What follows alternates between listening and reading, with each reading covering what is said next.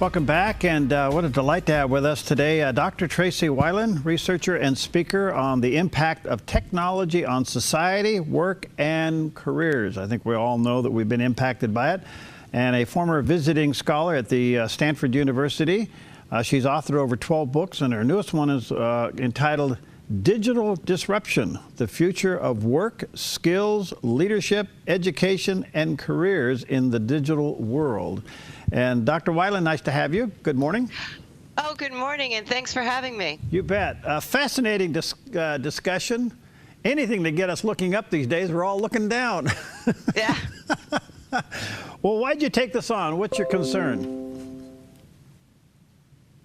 Can you hear me? No, now I can. Okay.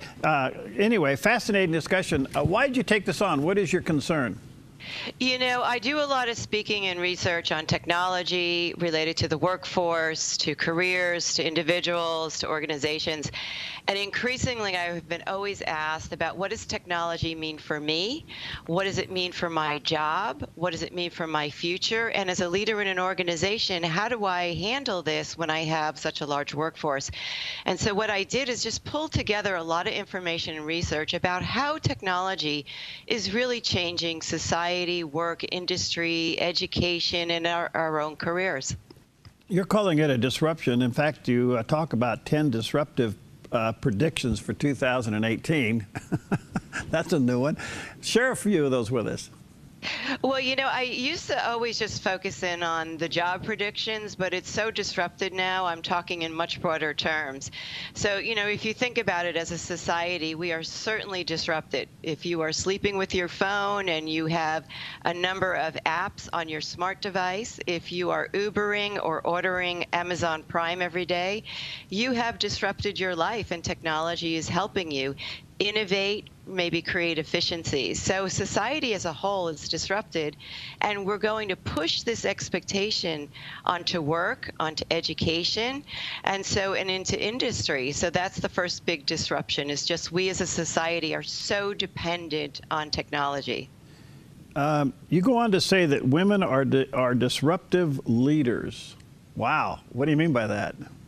I do. You know, I've done a lot of research on women over the years, and it always points to women as having the correct skills for modern day leadership today, which is big picture thinking, strategic outlook, collaboration, being able to draw a team in a direction, being able to engage their employees.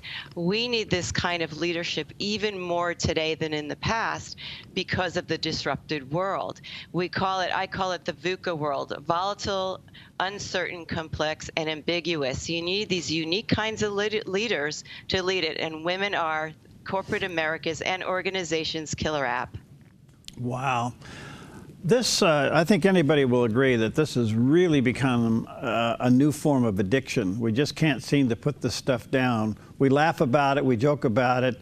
I went to a business luncheon the other day, and the rule was everybody put their phone in the center of the table, and the first one that reached for it buys everybody else lunch.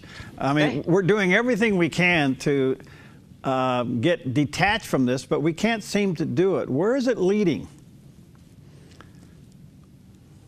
So what we need to do, here's what I want people to think about, is you are a disrupted society. You are so attached to the technology. You're using it every day, and you're dependent on it. Now I want you to really look at your work life, your own personal careers, and how you have to keep up with the technology so that you're always relevant. Some of the things that I think are impacting people today that they forget about is we're living longer. You know, research says we're living to 115. That means individually, I might be working 60 years. So the technology that's today is going to be very different tomorrow. So I have to keep up on that. I have to keep up on my health, education, because I have to be able to afford to retire. But then you think about, well, what does that mean at work? Well, I go into work and there's 3 generations in the workforce. Well, 4 or 5 generations in the workforce. And every generation is going to bring in new technologies and new expectations about work. So yes, we are today putting our cell phones in the middle of the table and challenging each other not to use it. But really tomorrow, you're going to be so connected to it that you're really going to need it in a different way. And you need it to really stay competitive and relevant. Okay, let's come back to education just for a moment. Do you think, well, we've seen it change education. Do you think part of our education will be the training of this technology? Oh, absolutely. So I'm an educator, and we are always trained as educators to teach people to think and contribute to the world, and to make it a better place. And that doesn't go away. But what's different today is the world has changed. So now I have to look at my students and say, how do I make sure that I graduate a very relevant student who can participate in the world, who can think, but also be able to grow their own occupation and grow really businesses and organizations. And that means I need a much more technical student. I also see that colleges, universities, and corporations are integrating more. And I think that's part of the way that you get your students to understand the new world.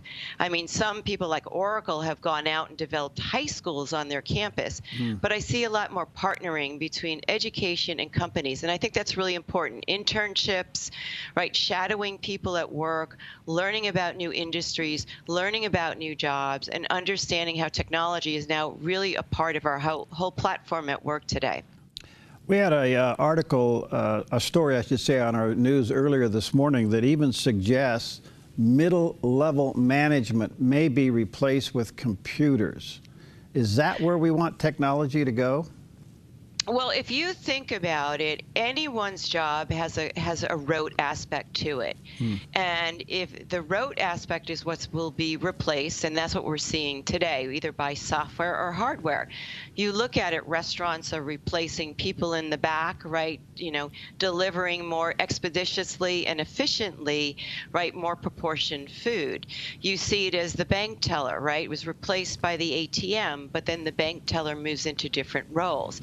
So every even a physician, right? We are replacing surgeons or parts of the surgery procedure with very precise technology.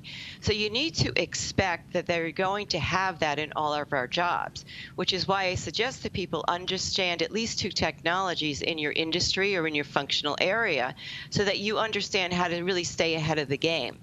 Will we be managed by technology? Well, think about it. When you're making your phone calls for reservations and airlines or going to call centers, you're already interacting with artificial intelligence and robotics because they're guiding you through the whole system, whether it's a financial transaction or a purchase. So in some ways, yes, you could say that is a manager, right? That could be a call center manager that's really been replaced by automation. Do I fear it? Absolutely not. Do I need to embrace it? Absolutely yes. All right. The book is entitled Digital Disruption, and you may want to check it out, The Future of Work, Skills, Leadership, Education, and Careers in This Digital World. And Dr. Wilen's website is TraceyWilen.com, and look for her book in the bookstores. There's a picture of the cover of the book there on the screen. And Digital Disruption. Check it out. Thank you, Dr. Wilen, for your time. Merry Christmas to you. Thank you, and happy holidays to you too. Okay, bye-bye.